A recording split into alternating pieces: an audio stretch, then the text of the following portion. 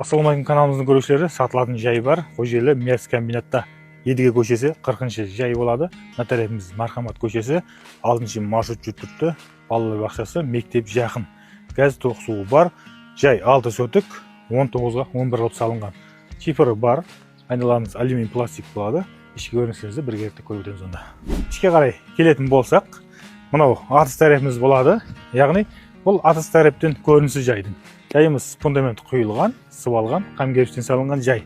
Жаңа айттым, 19-ға 11 қылып салынған. Мына жерден ішке кіріп барамыз, яғни темір есіктен ішке кірсек, біздерді сондай коридор күтіп алады. Яғни жайымыз ертеректе салынған, ертеректе салынғанмен жайымыз таза жағдайда.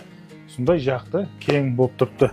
Оған қарамақшы тәрепімізде болса, көкіне жайласқан, hamda котелханамыз осы жерде. Газ тоқ суы жақсы, демелел отыра берсеңіз болады. Мынандай коридор бар. Коридордың 3 тарапында да бөлмелер жайласқан. Мына тарапымызда кішігірім бір бөлмеміз бар. Қалесек детский, қалесек спальный, қалесек басқа бөлме қылуымызға болады. Оған қарама-қарсы тарапымызда болса, орташа, яғни 2 бөлме жайласқан. Бұл бөлменің ішінен тағы бір бөлмеге кіріп кетеміз. Енді бұл бөлмеден тысқары ең үлкен главный зал есептелінеді. Залға келетін болсақ, залымыз бұл бір стадион болып тұрыпты.